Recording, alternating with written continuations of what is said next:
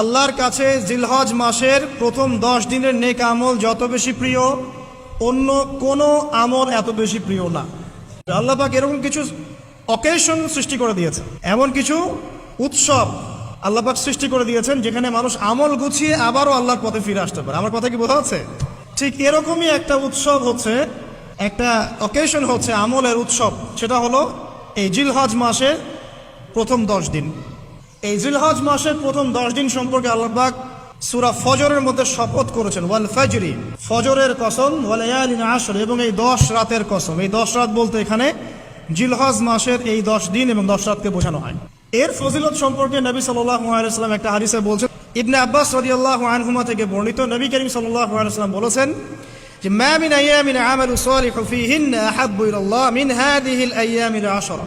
আল্লাহ পাকের কাছে এই 10 দিন অর্থাৎ জিলহজ মাসের প্রথম 10 দিনের নেক আমল যত বেশি প্রিয়, আল্লাহর কাছে জিলহজ মাসের প্রথম 10 দিনের নেক আমল যত বেশি প্রিয়, অন্য কোনো আমল এত বেশি প্রিয় না।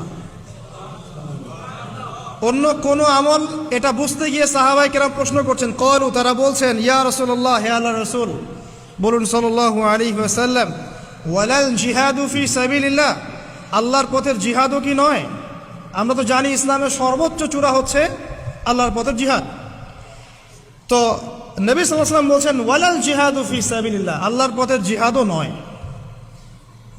আল্লাহর পথের জিহাদও নয়, ইল্লা, তবে ওই ব্যক্তির কথা ভিন্ন, রাজুলুন খারাজা বিনাফসিহি ওয়া মালিহি ফালাম ইয়ারজি' মিন যালিকা বিশাই, কোন একজন ব্যক্তি যে তার জান এবং তার মাল নিয়ে আল্লাহর পথে বেরিয়ে গেছে, তারপরে কোনো কিছু নিয়ে সে ফিরে আসতে পারে নাই, মানে সে শহীদ হয়ে গেছে, এই ব্যক্তির কথা ভিন্ন। কিন্তু অন্য যে কোনো দিনের আমলের চাইতে এই 10 দিনের নেক আমল আল্লাহর কাছে সবচেয়ে বেশি প্রিয়। তাহলে আমরা বুঝতে পারলাম, আমরা যে 10 দিনে এখন বসবাস করছি, জিলহজ মাসের আজকে কয় তারিখ? 1 তারিখ। এই যে আল্লাহ পাক নিয়ামতের সাথে আমাদেরকে বাঁচিয়ে রেখেছেন, এই 10 দিন আমল করার সুযোগ দিয়েছেন, এই কৃতজ্ঞতা স্বীকার করে আমরা কিন্তু শেষ করতে পারবো না। পারবো না। প্রশ্ন হচ্ছে যে এই 10টা দিন আমরা কিভাবে কাজে লাগাতে পারি।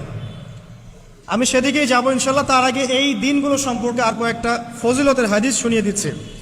তিরমিজি, ইবনে মাজাহ, মিশকাতের 128 পৃষ্ঠা একটা হাদিস এসেছে, আবু হুরায়রা রাদিয়াল্লাহু আনহু থেকে বর্ণিত, নবী করিম সাল্লাল্লাহু আলাইহি ওয়াসাল্লাম বলেছেন যে দিনসমূহের মধ্যে এমন কোনো দিন নাই, আল্লাহর দিনগুলোর মধ্যে এমন কোনো দিন নাই যেদিন ইবাদত করা আল্লাহর কাছে জিলহজের 10 দিনের ইবাদতের চেয়ে বেশি প্রিয়। কথা বুঝতে পারছেন? এরপরে নবী সাল্লাল্লাহু আলাইহি ওয়াসাল্লাম বলছেন, ইয়াদুলু সিয়ামু কুল্লি সিয়ামিন মিনহা বিসিয়ামি সানাতিন, এই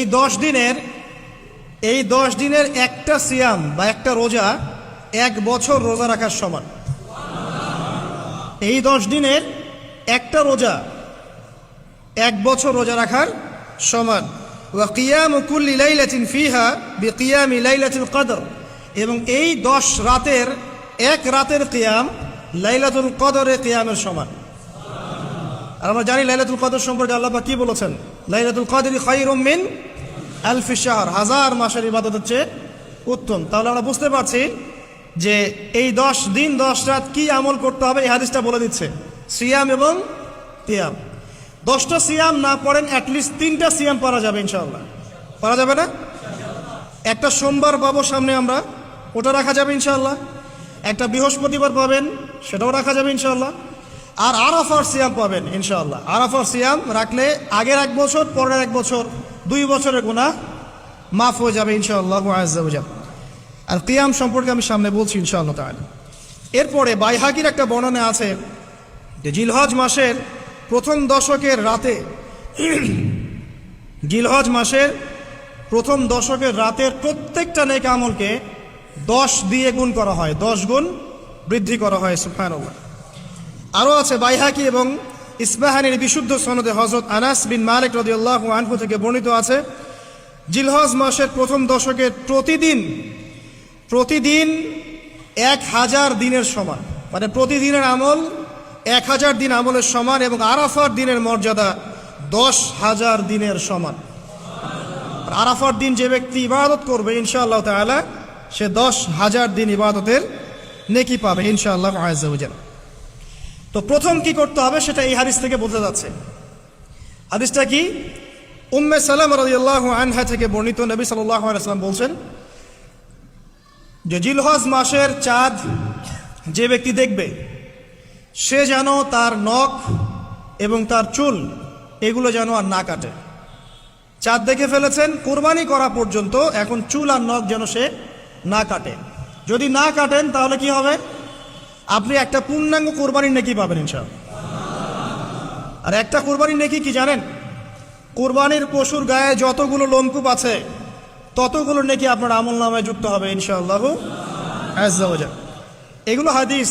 এখন আমরা প্র্যাকটিক্যাল কিছু কথায় আসি যে কিভাবে আমরা এই 10টা দিনকে কাজে লাগাতে পারি। আমি সবার আগে দোয়া করছি আল্লাহ পাক যেন আমাকে সবার আগে এর উপর আমল করা তৌফিক দান করেন, আমার পরিবারকে তৌফিক দান করেন, এবং অতঃপর আপনাদের সবাইকে যেন আল্লাহ পাক এই তৌফিক দান করেন, আমিন।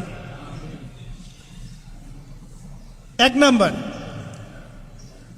যদিও কাজটা খুব ডিফিকাল্ট এবং এই যুগে এই জেনারেশনের জন্য কাজটা অনেক বেশি ডিফিকাল্ট, অলমোস্ট ইম্পসিবলের মতো, সেটা হচ্ছে এশার নামাজের পরপর ঘুমিয়ে যাওয়া।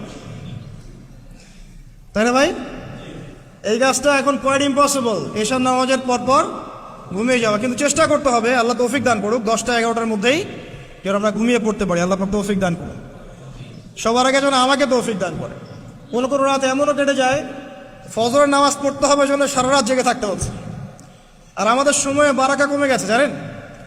আমাদের সময়ের মধ্যে বারাকা কমে গেছে, এটাও কিয়ামতের সাইন। নবী সাল্লাল্লাহু আলাইহি ওয়াসাল্লাম বলেছিলেন কিয়ামতের আগে আগে একটা বছর একটা মাসের মতো চলে যাবে, একটা মাস একটা সপ্তাহের মতো যাবে, একটা সপ্তাহ একটা দিনের মতো চলে যাবে, একটা দিন একটা ঘন্টার মতো চলে যাবে। তাই হচ্ছে না এখন? এই 7 দিন আগে আমরা জুমা পড়লাম, দেখেন 7 দিন। এই যে গত কয়দিন আগেই আপনি কুরবানির পশু জবাই করলেন, আবার কুরবানির ঈদ আপনার সামনে। সময় খুব দ্রুত চলে যাচ্ছে, আমরা বুঝতে পারছি না। কারণ হচ্ছে, একটা কারণ আমি ফাইন্ড আউট করেছি, সেটা হচ্ছে আমরা এখন ফজরের সালাতটাকে জামায়াতে গুরুত্ব দিচ্ছি না, এবং ফজরের নামাজের পর থেকে আমরা জেগে থাকছি না। অনেকেই, বেশিরভাগই যারা থাকছে আলহামদুলিল্লাহ। এই কারণে ওই যে বরকতময় সময়টা সকালে, এটা আমরা পাচ্ছি না। এই কারণে দিনটা আমাদের ছোট হয়ে আসছে, দিনে কাজগুলো আমরা শেষ করতে পারছি না, রাত জাগতে হচ্ছে, আর রাত জাগলে তো ফজরে ওঠা সম্ভব হচ্ছে না। সো এই সমস্যাটা হচ্ছে ফজর কেন্দ্রিক, ফজরটাকে গুরুত্ব দিতে হবে সবচেয়ে বেশি। আল্লাহ পাক আমাকে তৌফিক দেখ, আপনাদের সবাইকে তৌফিক দান করুন। এই 10টা দিন আমরা প্র্যাকটিস করবো ইনশাআল্লাহ। রমাদান মাসে আমরা যেমন প্র্যাকটিস করেছিলাম 1 মাস আল্লাহর আনুগত্যের, এই 10টা দিন উৎসবের উৎসাহ নিয়ে আমরা আবার প্র্যাকটিস করবো ইনশাআল্লাহু আযজা ওয়া জাল। আর এই বিষয়গুলো বেশি বেশি প্রচার করবেন অনলাইনে, কারণ আমাদের জাতিটা, আমি জানি না সৌভাগ্য না দুর্ভাগ্য, আমরা খুব ইস্যু পাগল যাতে ইস্যু একটা ধরিয়ে দিবেন, এটা নিয়ে আসতে থাকবে, যে কোনো ইস্যু। নবী সাল্লাল্লাহু আলাইহি ওয়াসাল্লামকে অবমাননা করা হয়েছিল, এখন কয়জনের মনে আছে? মনে আছে কয়জনের? তারপরে ইস্যু চলে আসলো বন্যা, এখন কয়জনের মনে আছে যে বন্যা হয়েছিল? এখন আছে সেতু, এটা নিয়ে সবাই কথাবার্তা বলছে। এরপরে দেখবেন আরেকটা নতুন ইস্যু, সেতুর কথা মানুষ বলে যাবে। আমরা কেন জানি সাইকোলজিক্যালি এমন হয়ে গেছে যে ইস্যু একটা ধরিয়ে দিলেই 5 দিন 7 দিন 10 দিন কথা বলতে থাকি, আবার ইস্যুও শেষ, কথা বলাও শেষ, মানুষ ভুলে যায়। তো এই কারণে মনে করিয়ে দেওয়ার স্বার্থে জিলহজের 10 দিনের ফজিলত আমাদের সবাইকে মনে করিয়ে দেওয়া লাগবে, ঠিক আছে? অনলাইন অফলাইনে সবাই প্রচার করবেন। এই 10 দিন নেক আমলের জন্য একটা উৎসবের উপহার আল্লাহর পক্ষ থেকে। এই 10টা দিন যেন আমরা আল্লাহর পক্ষ থেকে এই উপহারকে কাজে লাগাই, বেশি বেশি নেক আমল করি, পরকালকে গুছিয়ে নেই। পারবো না ইনশাআল্লাহ? ইনশাআল্লাহ। প্রথম কাজ, আর্লি ঘুমিয়ে যাওয়ার চেষ্টা করা। 2 নাম্বার, ফজরের নামাজের মিনিমাম আধা ঘন্টা আগে ঘুম থেকে ওঠার চেষ্টা করা। ফজরের নামাজ কয়টা আপনাদের এখানে? 4:30টায়। 4টা বা 4:45টায় ওঠার চেষ্টা করতে হবে। আল্লাহ পাক তৌফিক দান করুন। ওযু ইস্তেনজা করার পরে মিনিমাম 2 থেকে 4 রাকাত নফল নামাজ পড়বে, মিনিমাম 2 থেকে 4 রাকাত নফল নামাজ পড়বে। আমরা জানি যে আমরা নবী সাল্লাল্লাহু আলাইহি ওয়াসাল্লামের মতো তাহাজ্জুদ পড়তে পারবো না, পারবেন? তার 2 রাকাত নামাজে তিনি প্রায় 4 পারা কোরআন তেলাওয়াত করেছেন। 2 রাকাত নামাজে 4 থেকে 4.5 পারা কোরআন তেলাওয়াত করেছেন। আমরা কি পারবো? আমরা পারবো না। মিনিমাম 2 রাকাত নামাজ বা 4 রাকাত নামাজ তো পড়তে পারি। এবং ওই সময়টা হচ্ছে দোয়া কবুলের সময়। আল্লাহ পাক প্রথম আসমানে নেমে আসেন। আল্লাহ পাক কীভাবে নেমে আসেন এটা আল্লাহ পাকের ব্যাপার, এটা নিয়ে আমাদের মাথা ব্যথা ঘামানোর দরকার নাই। আল্লাহ নেমে এসে আহ্বান করতে থাকেন, কারো কি কোনো চাওয়া আছে আমার কাছে, আমি সেই চাওয়া পূরণ করে দিব। কেউ কি অসুস্থ আছো, আমাকে ডাকলে আমি শেফা দিয়ে দিব। কেউ কি আমার কাছে ক্ষমা চাইবে, আমি ক্ষমা করে দেব। কেউ কি আমাকে ডাকবে, আমি তার ডাকে সাড়া দেব। এভাবে ফজর পর্যন্ত আল্লাহ পাক আহ্বান করতে থাকেন, কিন্তু আমরা আসলে ঘুমিয়ে থাকি। আল্লাহ পাক আমাদেরকে মাফ করে দিন এবং এই নেক সময়গুলোকে কাজে লাগানোর তৌফিক আল্লাহ পাক দান করুন, আমিন। এরপর আমরা চলে আসবো ইনশাআল্লাহ ফজর জামাতে। এবং নামাজের বাহ্যিক মাসআলাগুলোকে নিয়ে বেশি বাড়াবাড়ি করবেন না, অভ্যন্তরীণ বিষয় নিয়ে ফোকাস করেন। বাহ্যিক মাসআলা নিয়ে আমরা যথেষ্ট বাড়াবাড়ি করেছি। অভ্যন্তরীণ যে বিষয়টা আছে, নামাজের আধ্যাত্মিকত্ব, নামাজের রুহানিয়াত, নামাজের মাআরিফত, আল্লাহকে পাওয়া, নামাজের আত্মশুদ্ধি, ইহসান, এটা নিয়ে বেশি ফোকাস করেন। আমরা তর্ক করি হাত বাঁধা নিয়ে, তাই না? হাত বাঁধা নিয়ে, রফুল ইয়াদাইন নিয়ে, আমিন নিয়ে, এগুলো নিয়ে আমরা তর্ক করি। কয়জন তর্ক করেছি যে নামাজে কতটুকু মনোযোগ থাকলো তাই নিয়ে? কোনটা বেশি ইম্পর্টেন্ট? নামাজ যদি মনোযোগই না থাকে, আমার হাত বাঁধা দিয়ে আল্লাহ পাক যা আসে নাই। একটা বাহ্যিক আমল করেছি, আল্লাহ পাক নেকি দিবেন, ঠিক আছে ইনশাআল্লাহ। নামাজের ইহসানটা সবচেয়ে বেশি গুরুত্বপূর্ণ নয় কি? ফাওয়াইলুল লিল মুসাল্লিন আল্লাযীনা হুম আন সালাতিহিম সাহুন, যারা নামাজ সম্পর্কে উদাসীন। তো নামাজে দাঁড়িয়ে যদি আমি সারা দুনিয়ার বিষয় চিন্তা করতে শুরু করি, তাহলে আমার হাত কোথায় বাঁধলাম এটা কি আল্লাহ পাক দেখবেন? আল্লাহ পাক আমাদেরকে বোঝার তৌফিক দান করুন যে মূল বিষয় কোনটা সেটা নিয়ে ফোকাস করি। আমরা মুসলিমরা জাতি হিসাবে এখন মূল বিষয়গুলোকে বাদ দিয়ে গৌণ বিষয় নিয়ে বেশি ফোকাস করি। এটা আমাদের অধঃপতনের অন্যতম একটা কারণ। আল্লাহ পাক আমাদেরকে বোঝার তৌফিক দান করুন, আমিন। জামাতে নামাজ পড়ার পরে আপনারা চলে যাবেন না হুট করে, এখানে বসে থাকবেন। বসে বসে তাসবিহ তাহলিল করবেন, জিকির আজকার করবেন। খুব কমন তাসবিহ আছে কিছু, আয়াতুল কুরসি পড়বেন একবার, সূরা ফালাক, ইখলাস, নাস 3 বার করে পড়বেন। তারপরে আল্লাহুম্মা আনতাস সালাম ওয়া মিনকাস সালাম তাবারাকতা ইয়া যাল জালালি ওয়াল ইকরাম পড়বেন। আল্লাহুম্মা আইন্নি আলা যিকরিক ওয়া শুকরিকা ওয়া হুসনি ইবাদাতিক পড়বেন। আল্লাহুম্মা ইন্না নাসআলুকা ইলমান নাফিআন ওয়া আমালান মুতাকাব্বালান ওয়া রিজকান তাইয়্যিবা, এটা পড়বেন। দরুদ শরীফ পড়বেন 10 বার। তারপরে পড়বেন রাদিতু বিল্লাহি রাব্বান ওয়া বিল ইসলামি দীনান ওয়া বি মুহাম্মাদিন নাবিয়্যা 3 বার। হাসবি আল্লাহ লা ইলাহা ইল্লা হু আলাইহি তাওয়াক্কালতু ওয়া হুয়া রাব্বুল আরশিল আযীম 7 বার। সুবহানাল্লাহি ওয়া বিহামদিহি আদাদা খালকিহি ওয়া রিদা নাফসিহি ওয়া জিনাতা আরশিহি ওয়া মিদাদা কালিমাতিহি 3 বার। তারপরে আর অনেক আছে, বলতে গেলে আসলে সময় শেষ হয়ে যাবে। আমি একটা বইয়ের নাম বলে দেই, এই বইয়ের মধ্যে সব পাবেন, ঠিক আছে? বইটার নাম হচ্ছে হিসনুল মুসলিম। কি নাম? হিসনুল মুসলিম। অ্যাপসও আছে, পকেটে অ্যাপস রাখতে পারেন, পকেট সাইজ বই পাওয়া যায়, পকেটে রাখতে পারেন। নামাজের পরে খুলে খুলে পড়বেন। এগুলো করতে গিয়ে আপনাকে কেউ বাধা দিবে? এগুলো করলে কি আপনি সন্ত্রাসী হয়ে যাবেন, মৌলবাদী হয়ে যাবেন, জঙ্গি হয়ে যাবেন? এই আমলগুলো করবেন, ছাড়বেন না, ঠিক আছে? আমল ছাড়বেন না। আমল সেই জিন্দেহি বানতা, একটা কথা আছে, আমল দিয়েই জীবন গঠিত হয়, জীবন গড়ে। আল্লাহ পাক তৌফিক ইনায়াত করুন। আরেকটা কথা বলি, ফজর নামাজের পরে চেষ্টা করেন আধা ঘন্টা থেকে 1 ঘন্টা কোরআন তেলাওয়াত করার জন্য। পারা যাবে ভাই ইনশাআল্লাহ? আবার বলছি, প্রত্যেক হরফে 10 নেকি পাবেন ইনশাআল্লাহ। কোরআন তেলাওয়াত করলে, অর্থ না বুঝেও যদি তেলাওয়াত করেন, প্রত্যেক হরফে 10 নেকি পাবেন ইনশাআল্লাহ। কিন্তু অর্থ না বুঝলে কোরআনের হক আদায় হয় না। আবারও বলছি, আমি যা বলেছি সেটা বলতে আমি দ্বিধা করছি না। আমি বলছি কোরআন তেলাওয়াত করলে প্রত্যেক হরফে আপনি 10 নেকি করে পাবেন। বোঝেন আর নাই বোঝেন, তাফসির বোঝেন আর নাই বোঝেন, অর্থ বোঝেন আর নাই বোঝেন, প্রত্যেক হরফে কি পাবেন?